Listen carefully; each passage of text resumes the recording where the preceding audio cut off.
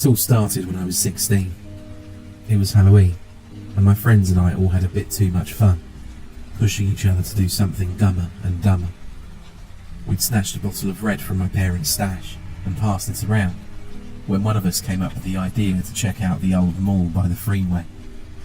The place had been closed a few years prior, and none of us had been there more than a couple of times as kids, but we figured it could make for a good story. The five of us crammed into a car and made our way out there, blasting music as we went along. As we got there and poured out on the concrete, a chill passed through me, more so than the autumn air. The pillars outside reminded me of a ribcage, making the whole place look like a giant concrete corpse. In the dark of a Halloween night, pretty much anything can look terrifying. That's just where your mind wanders. We made our way in through a loosely boarded glass door. Stepping inside, all the light we had were our flip phones and the moon slipping in through the skylight. I'd been in that mall a handful of times over the years, but what I was seeing there and then was something different. Without the people, and the ads, and the billboards, and the stalls, it was just a husk. Something left behind. Still, we found a bunch of stuff. There were still metal racks in one of the old clothing stores which we could climb. There was a counter at the old sandwich place where we could pretend to take orders. There were windows to break, and these huge empty spaces where our voices would carry all throughout the building.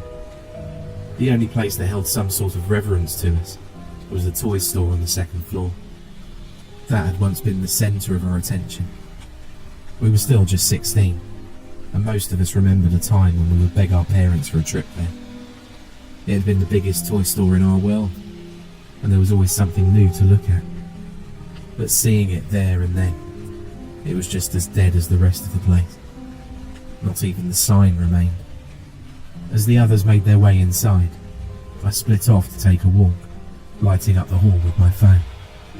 They mocked me on my way, saying whoever splits off the group is always the first to die in horror movies. Hilarious. I went past what remained of the old stores. The gift shop, the flower boutique, the bookstore.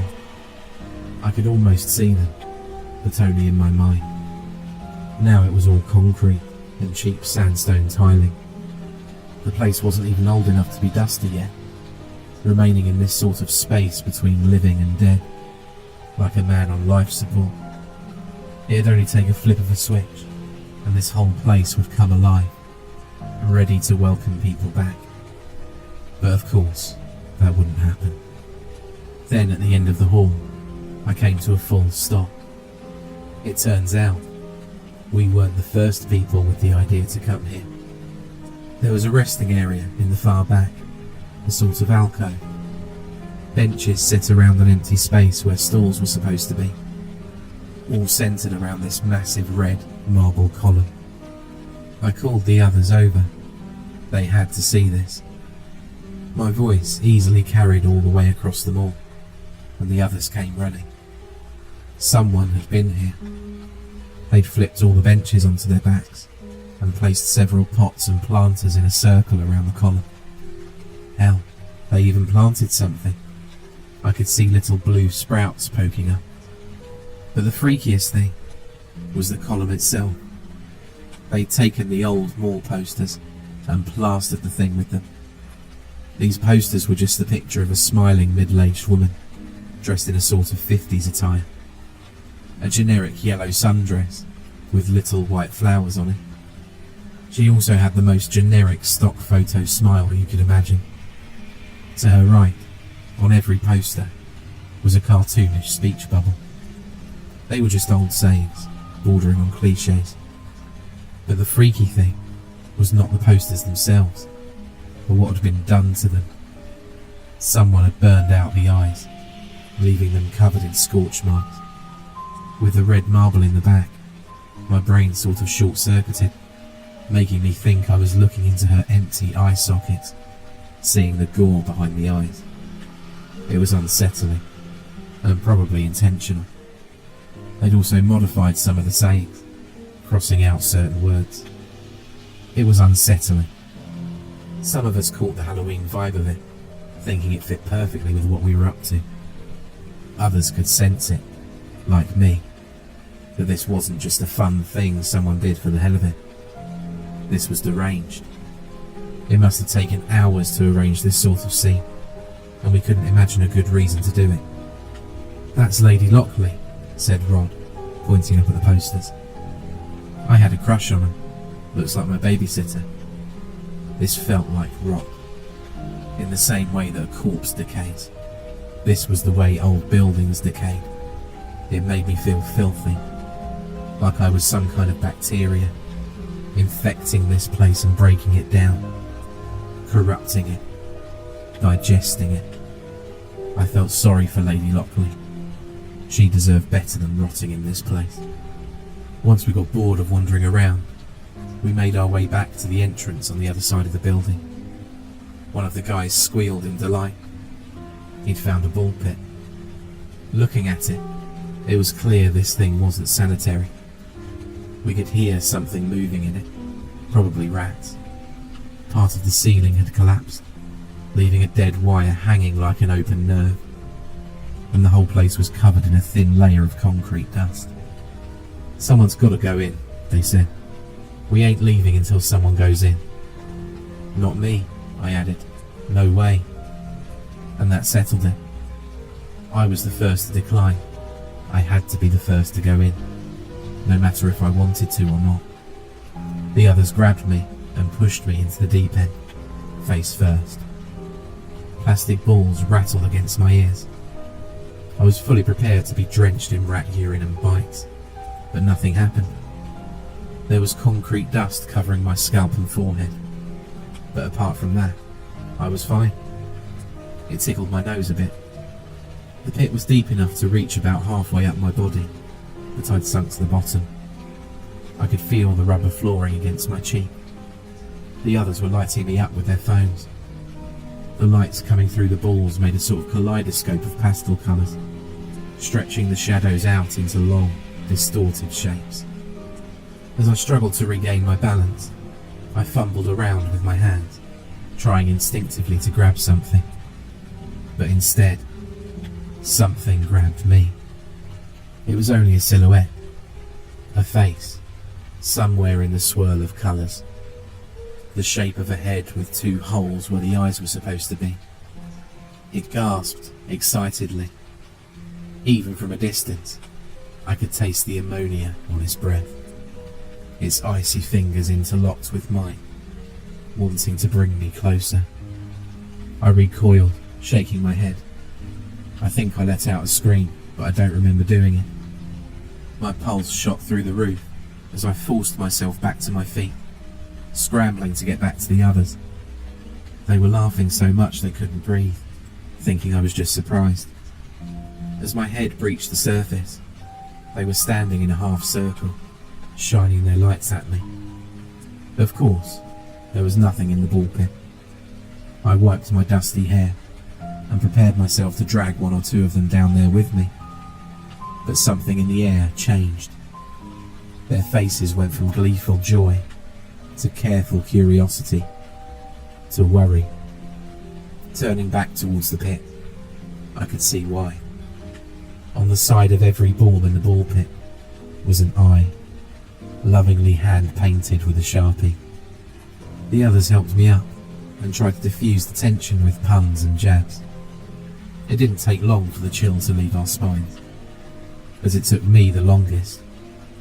Looking down at my hand, I felt cold, like something had really touched me. Something just as real as that mall and the people who had invaded it. We left shortly after, taking the car back to town, blasting our music again. We filled the rest of the night with more stolen wine, games, dares and laughs. But something in me had changed. I couldn't let go of that image of Lady Lockley and the red marble in the back of her head. Through every chuckle and every smile, that feeling held me back. Something had changed. Forever. That night, as I slept on Rod's couch, I watched the moonlight cast a shadow on the opposite wall. The cross of the window shaped the light into 4 perfect squares. As I lay there, half drunk and half sleeping, I imagined them as little television screens, each showing whatever came to mind. Old memories, dreams, hopes. But every made-up show I imagined always ended the same way, with the mental image of a middle-aged 1950s housewife, her dead smile, a southern drawl, and the red, infected cavity in her skull, where her eyes ought to be. The next day, it all felt like a bad dream. Some of the guys were hungover, and most of us just made our way back home to sleep it off. I didn't want to go home. My parents were so focused on my older brother at the time, that they didn't care what I did. He was the one with the problems. I could get away with pretty much anything. Still, I had to get back home. Much like expected, my parents weren't around. They'd left a note to say there were still some leftovers in the fridge, and that I could call them if I needed something. But that was it. I'd never once called them on that number. Making my way up to my room, I stopped. We have these 2 windows at the top of the staircase, with 2 knobs in the middle. For a moment, I imagined those 2 knobs as little eyes. I could imagine them blinking. All throughout the day, and the next, this would become a repeating pattern. 2 coins on the counter could send a shiver up my spine. The rings of a scissor grip would make me think of those gaping eye sockets. 2 soda cans, with their pull tabs standing at attention, brought me back the same image. Every combination of 2 circles, spheres or rings, it all forced that image back into my head. That joyless smile of Lady Lockley, and her icy fingers interlocking with mine, bringing me closer. It came to a point where people started to notice. For example, when I had dinner with my parents, they had a beer each. The bottles were right next to one another, and the top of those bottles formed these 2 holes. It took me a while to notice, but when I did, I couldn't stop thinking about it. It physically made me itch, and I had this intense need to separate them. Once I did, the 2 of them just looked at me, not a word spoken. I tried to ignore it. I reorganised my space to make sure there was nothing around to remind me, but every now and then there'd be something. It could be something as little as 2 people passing on the street, and their heads reminding me of floating eyeballs. But it got worse. Once, as I stepped out of the shower, I spotted myself in the mirror. Even seeing my own eyes looking back at me sent me into this spiralling anxiety. I could imagine myself eyeless, with that infected red cavity in the back of my skull. I could see it. I could see it to the point where I convinced myself it was true. But I had no eyes to begin with. My eyes would close, and I couldn't bring myself to open them. I tried to pry them open with my fingers, kneeling on the cold bathroom tiles, but it wouldn't work. Nothing would. "Come on," I'd cry, but it just wouldn't work. It was so infuriating that it tickled the back of my brain into a joyless smile. The same kind of smile that Lady Lockley wore on those posters. No one else was suffering from this. I had no one to talk to, and no one would understand why I was feeling that way. It was impossible to describe, and to a group of guys who mostly talked about women and games, there wouldn't be much interest in mental health. So I decided I'd do something about it myself. Much like exposure therapy, I had to go back. I was going to tear down every poster, set fire to the damn ball pit, and prove to myself that there was nothing to fear. I was going to destroy it, and with it, Lady Lockley. I was going to break those icy fingers and stare into her eyeless face, unflinching. I had this rundown moped that I'd saved up for one summer. Enough time had passed for the first Minnesota snow to fall, so I had to be careful not to slip and slide.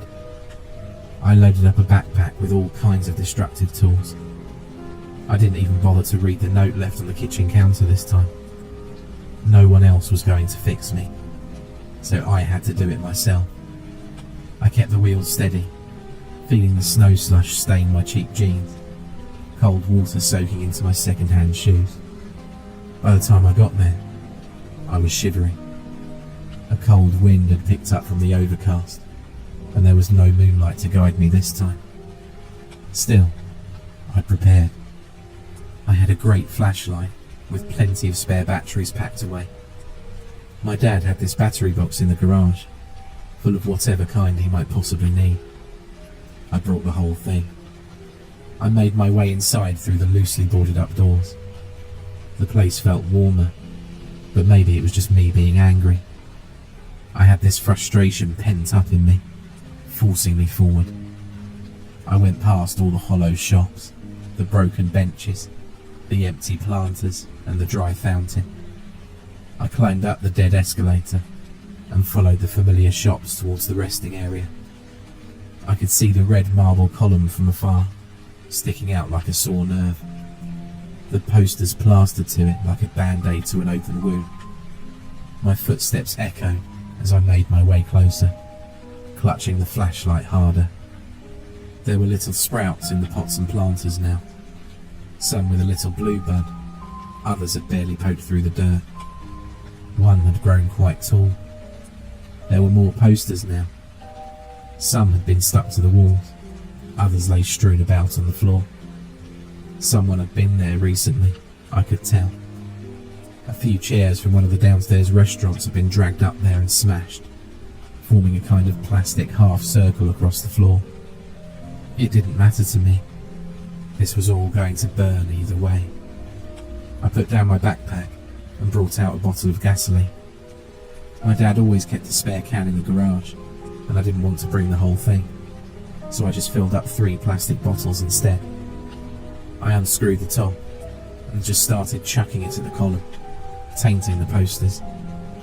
They were made with some kind of plastic that didn't react well to gasoline, making part of the ink melt a little, making Lady Lockley's smile into a frown, and then a garbled mess.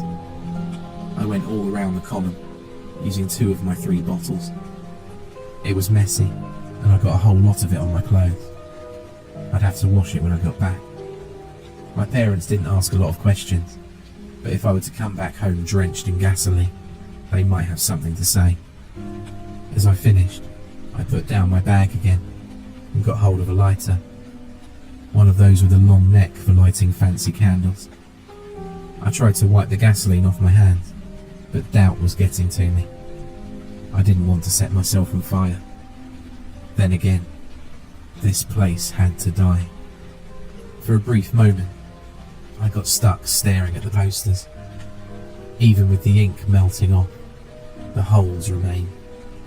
Dozens of empty eye sockets staring back at me, some with a barely human face attached. Some were relatively unscathed, still carrying the various slogans and sayings of Lady Lockley. I put away my flashlight, letting the darkness of the place overwhelm me. The overcast was doing me no favours. I held the lighter up, inched closer, and clicked it. A single light in the dark. But something was wrong. A chill worked its way across my right cheek, making me squint. Then, a breath of air. The light disappeared, and my nostrils were assaulted by the sudden smell of ammonia. And right behind me, grazing my cheek, was something cold. Something that was gently placing its fingers on my left shoulder, inching up towards my neck. I bent down, snatched up my flashlight and turned around. The cone of light swayed back and forth, finding nothing as I backed away. My feet were stepping on their own, seemingly out of control. My lungs felt stiff, like I couldn't push any air into them. There were puffs of smoke with every forced, little panting breath. I wasn't alone. I didn't even think about how far I backed up until my back hit the red marble pillar. I just stood there, frozen. I could feel the eyeless holes turning towards me, judging me, waiting for me to turn around. Something was running down my arm. It made its way all the way to my fingers. I looked down, only to see fresh blood. Droplets formed at the edge of my fingertips, pooling up and dropping to the floor. The back of my head felt wet. Same with the back of my pants and jacket. I carefully stepped away and turned to face the pillar. Blood. It wasn't just red marble. It was bleeding. The gasoline had made the posters slip off, falling to the floor one by one, leaving the pillar raw and unprotected. Little pools of blood ran across the floor. It was so quiet.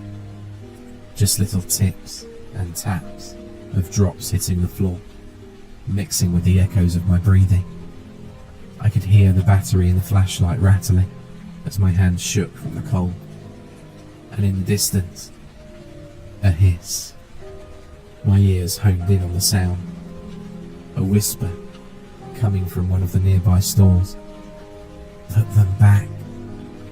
I just stood there, trying to comprehend what I was hearing, what it was demanding. Then from another store across the mall, a louder sound. Put it all back. And from a third store, an old fast food kitchen. Put me back.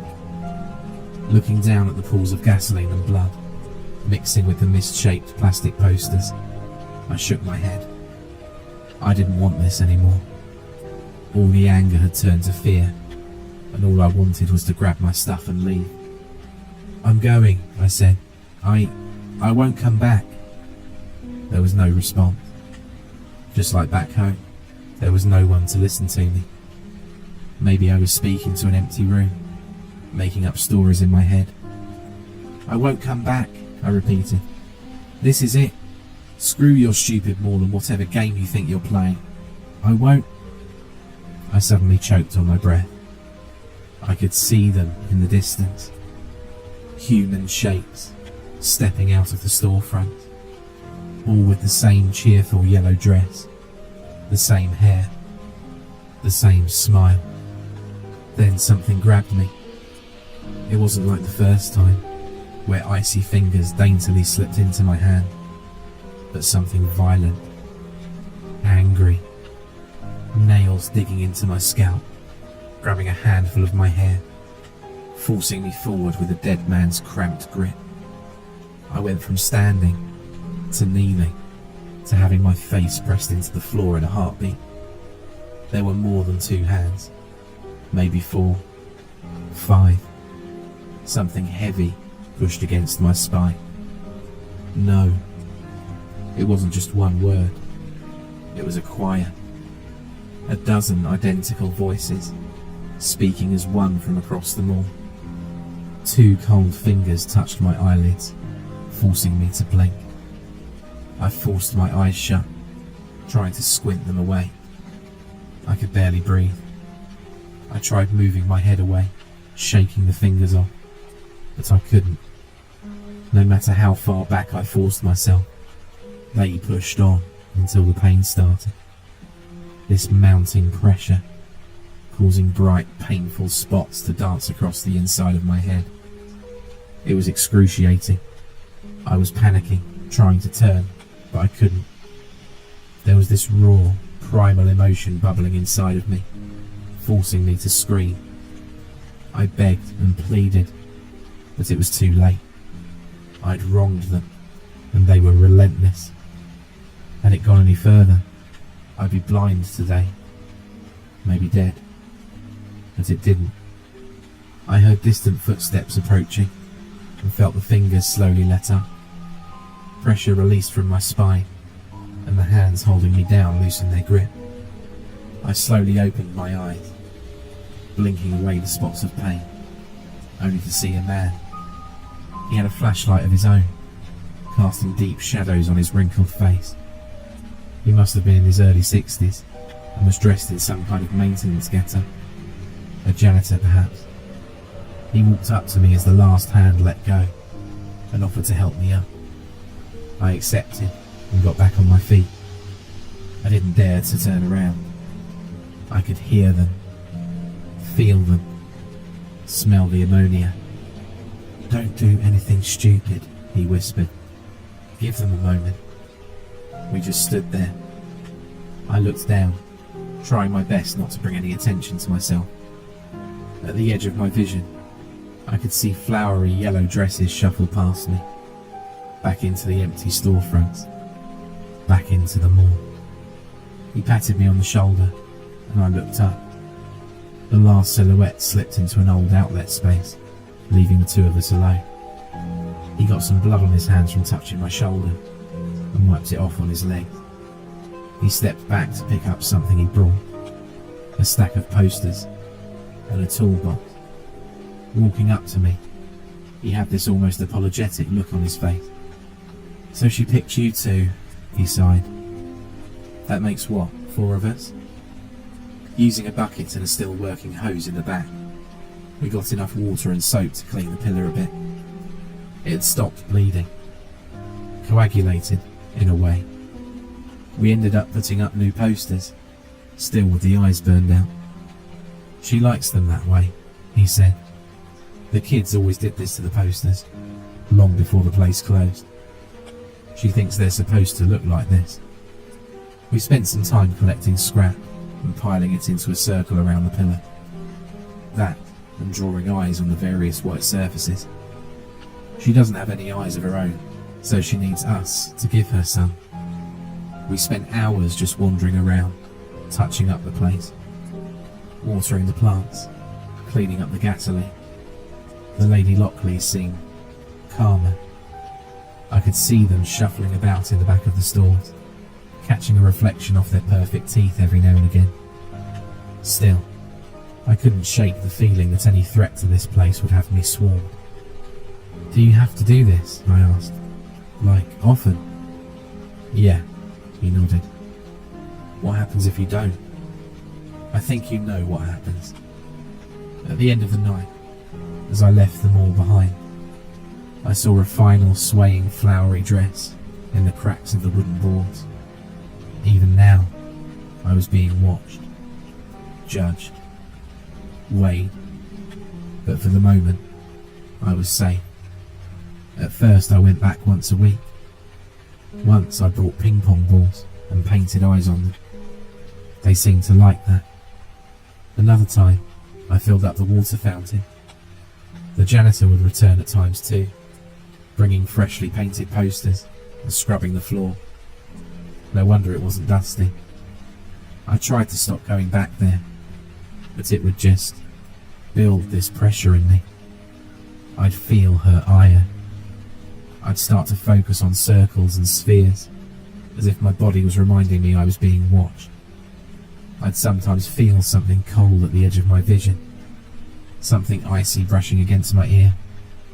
It would put me on edge, as if expecting something to grab me at any moment, for that damned smile to come out of the dark and become the last thing I ever see. Places like this don't just get torn down. The land's dirt cheap, and the effort to break and ship off all that concrete just isn't worth it. It remains there to this day. I go back every now and then to fix the place up, to make sure she was happy enough to leave me alone. Weeks would turn into months, and over time, they trusted me enough to come back only once every 6 months or so. I'd make a day of it. The plants would blossom into these 6 feet tall, radiant blue sunflowers, and a creeping vine would slither up the side of the marble pillar. She seemed to like the vines. Sometimes, there are new people. I don't really know their names, but we can kind of recognise each other at a glance.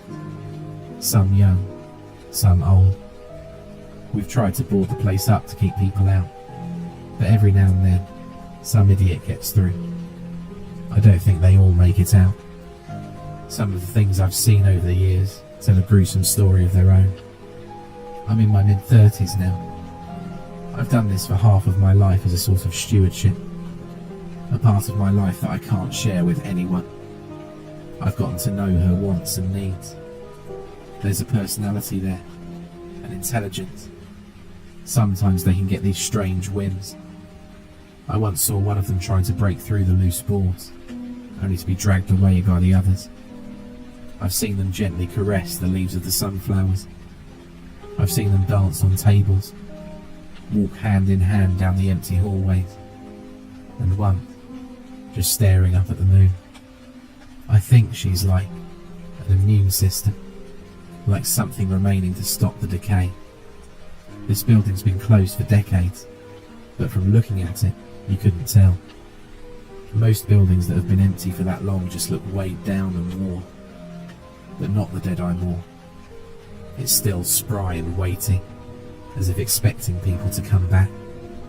And every now and then, they do. But it's a service I perform under threat of death, and to this day, it terrifies me. While I'm not as bothered by circles or rings, I still have this feeling that I should be. Like I shouldn't be normalising this. I shouldn't have to compromise to something unnatural and otherworldly, but I just don't know what the alternative is. I have this feeling that sooner or later, she'll turn to me, dissatisfied, and that day, she'll interlock her fingers with mine and drag me to a dark place I can't come back from ever after.